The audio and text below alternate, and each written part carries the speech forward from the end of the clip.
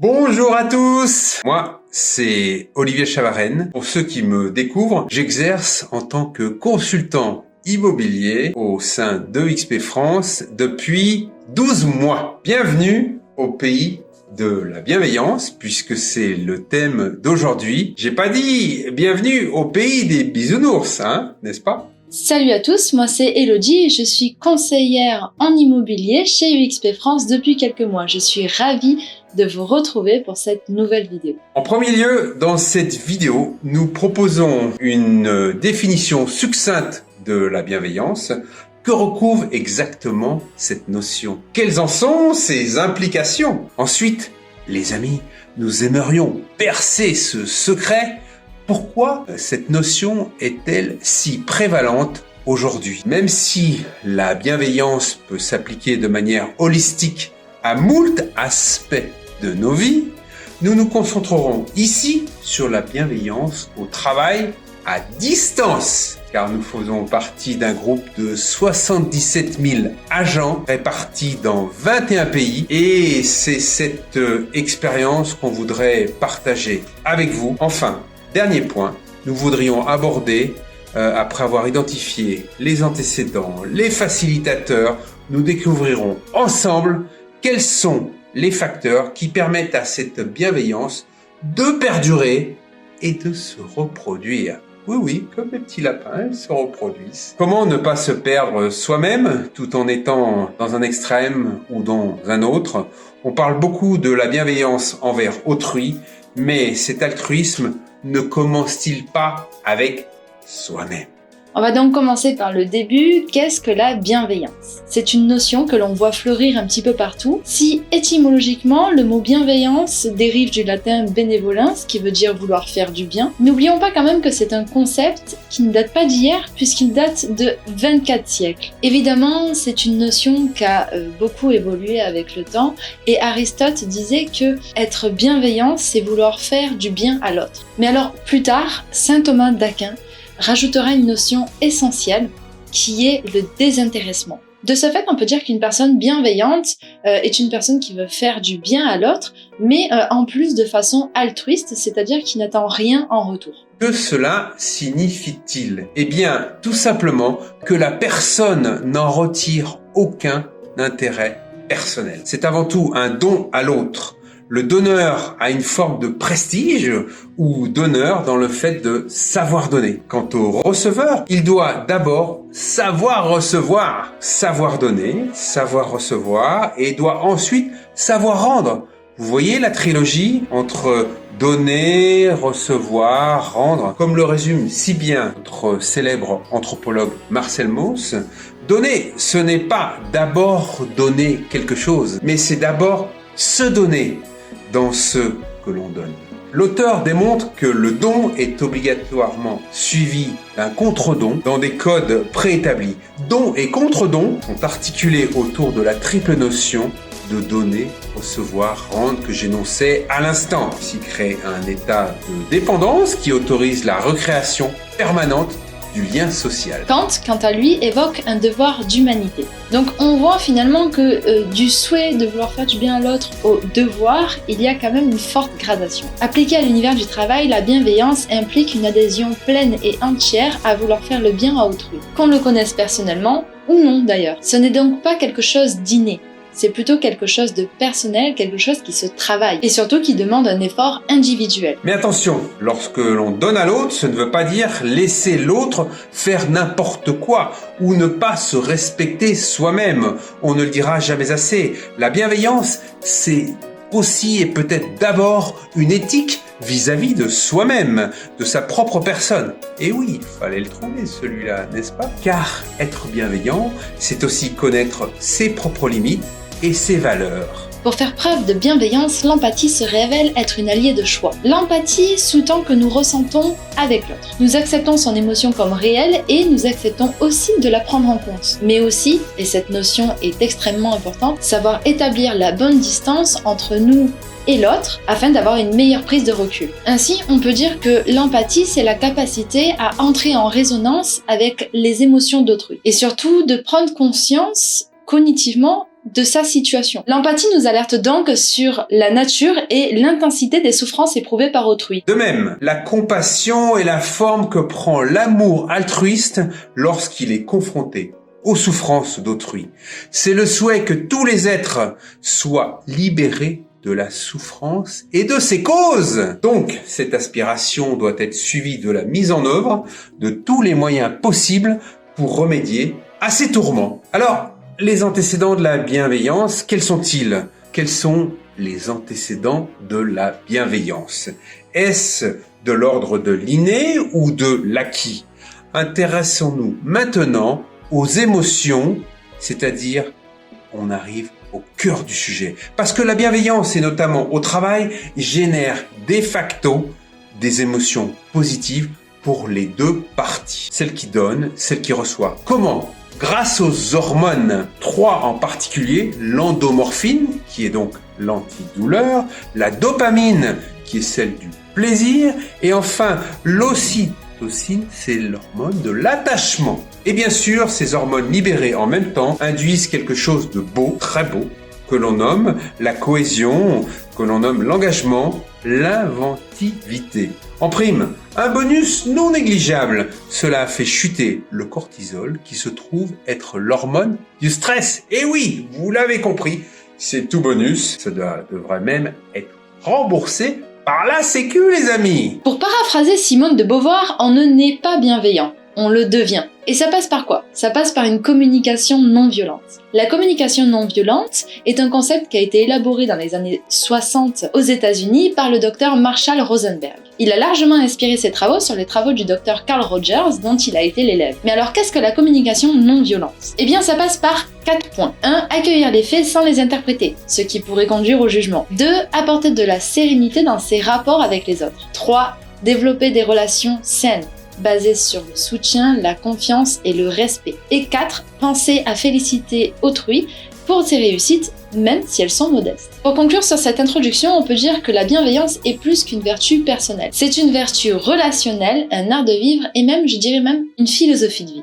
Voyons maintenant quelques facilitateurs de la bienveillance avant d'aborder des recommandations pour cultiver la bienveillance au travail à la portée de tout un chacun. Premièrement, le respect et la tolérance. Voilà des mots tout simples et pourtant tellement puissants. Respect, considérer qu'une personne que l'autre a de la valeur et reconnaître cette valeur. Tolérance, ou autrement dit, admettre que la personne en face de nous pense et agit différemment. Et puisque nous respectons l'autre, nous reconnaissons sa valeur, nous respectons son altérité et, in fine, sa différence, sa liberté d'être quelqu'un d'autre que nous.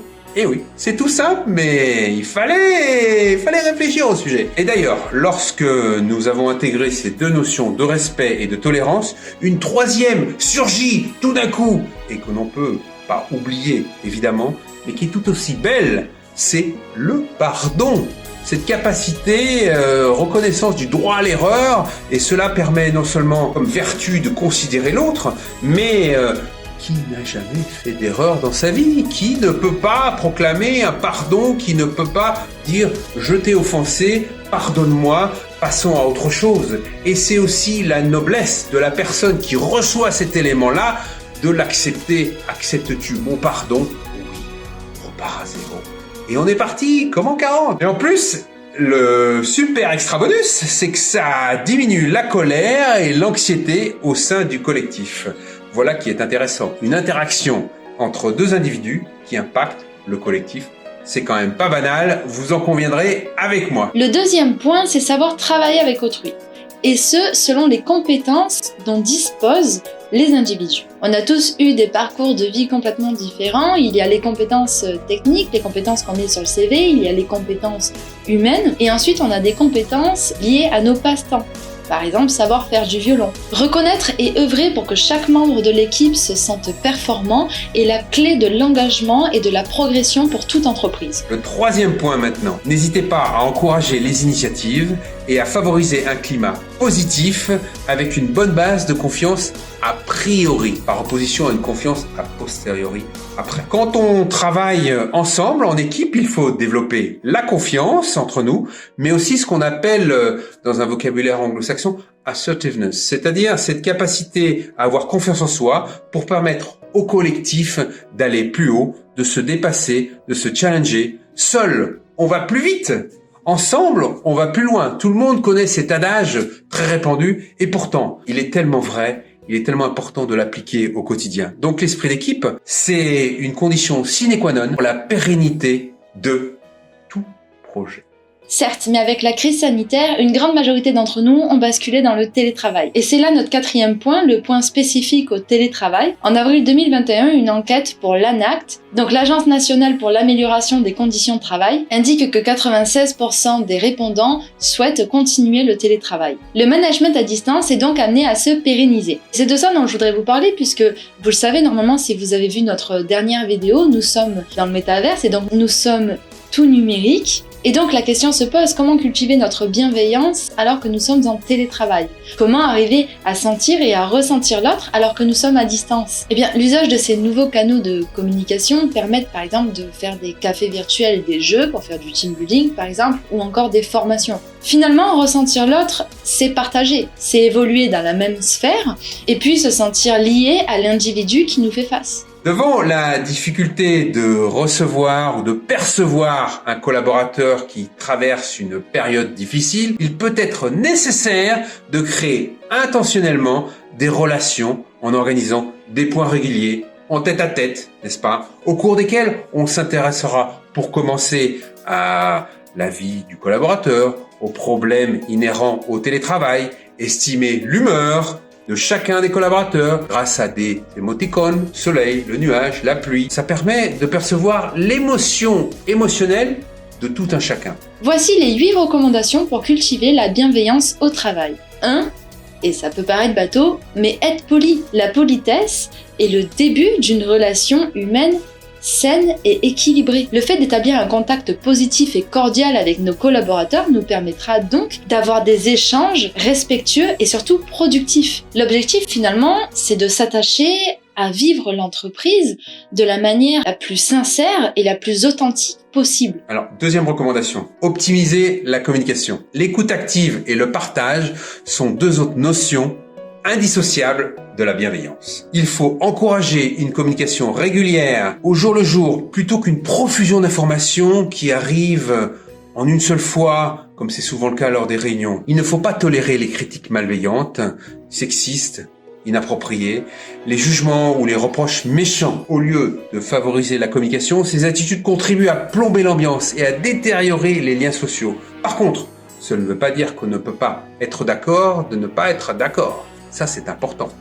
Il faut montrer son désaccord, fournir des commentaires constructifs. C'est un moyen assez important d'accroître la communication et donc, au final, de renforcer l'équipe. Le troisième point, c'est favoriser l'entraide. Assister ses collègues devrait être un geste naturel. Cependant, l'individualisme semble être un petit peu trop présent dans beaucoup d'entreprises. Mais il ne faut pas oublier que s'entraider apporte irréfutablement un bien-être aux collaborateurs. D'abord parce qu'ils vont plus se considérer seuls face à un problème éventuel, et ensuite parce qu'ils vont être considérés comme également étant quelqu'un qui peut aider. Désamorcer les conflits. Il n'y a rien de pire que des conflits latents, des conflits larvés. Ceux-ci ont une influence déplorable sur l'ambiance et par conséquent sur vos collaborateurs. Dans une situation conflictuelle, il faut réagir promptement. Mettre les outils en place pour renouer rapidement le dialogue. Cinquième point, être sincère. Cette recommandation est cruciale. Parce que pour cultiver la bienveillance au travail, il faut que cette démarche soit bien évidemment sincère. Il faut y croire et il faut avoir envie d'être bienveillant à l'égard de ses collaborateurs. Sinon, il ne faut tout simplement pas se lancer dans cette démarche au risque d'avoir des répercussions négatives. Autre élément essentiel, respecter les conditions de travail. Éviter les réunions à rallonge, les dérangements intempestifs, les appels, les courriels hors du temps de travail. La bienveillance passe également par un souci des managers pour assurer des bonnes conditions de travail. Septième point, le droit à la déconnexion. La plus grande difficulté du télétravail, c'est de pouvoir se déconnecter. Les dernières études montrent qu'un télétravailleur reste connecté 45 minutes de plus que quelqu'un qui travaille dans un bureau physique. Puisque finalement, recevoir des mails tardivement incite à les regarder et surtout à les traiter tardivement. Et en ça, le manager doit montrer l'exemple. S'il y a un mail, par exemple, qui est urgent, il vaut peut-être mieux attendre le lendemain matin afin de permettre le droit à la déconnexion de ses employés. N'oublions pas le droit à l'erreur. C'est la clé de voûte du management bienveillant. Encore un tabou dans notre société. Le droit à l'erreur est pourtant humain et serait même productif s'il était réellement intégré dans les organisations, selon Philippe Rodet, qui dit que reconnaître le droit à l'erreur au sein d'une équipe permet d'enclencher l'équipe dans une dynamique de pardon. On sait depuis une quinzaine d'années que pardonner est un excellent moyen pour diminuer la colère, l'anxiété et autres émotions négatives au sein des collectifs. Encore faut-il que tout le monde soit d'accord sur ce que recouvre la notion de pardon et qu'elle l'accepte. C'est peut-être la base des relations humaines. On n'est pas à l'abri de faire un pas de côté, une erreur, une malveillance, un égard. Eh bien, le pardon nous permet non pas de nous absoudre de nos péchés, mais de reconnaître cette fragilité et d'aller au-delà pour recommencer quelque chose ensemble. Des études plus récentes tendraient même à prouver que le pardon préserverait les personnes indulgentes des maladies liées au stress. De quoi regarder l'erreur sous un nouveau jour, n'est-ce pas? Finalement, les principes de bienveillance sont très simples. 1. Promouvoir l'attention à autrui. 2. Veiller à la qualité des relations personnelles. Et 3e et dernier point, veiller aux bonnes conditions de travail pour chacun.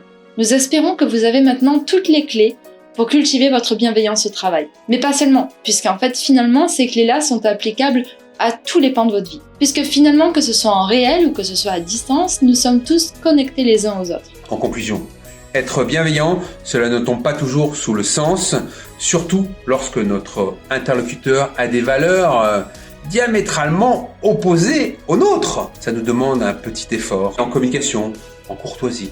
La compréhension et l'acceptation de la différence chez l'autre est cependant essentielle pour bien travailler, voire envisager sereinement le vivre ensemble. Alors, merci encore d'avoir écouté notre péroraison sur la bienveillance au télétravail. N'hésitez pas à nous faire un retour et si vous mettez en place dans votre entreprise, que vous soyez salarié ou même patron, pour favoriser la bienveillance des politiques spéciales, n'hésitez pas à nous en faire part. On serait ravis de partager tous ces éléments-là avec toutes les personnes qui nous écoutent aujourd'hui.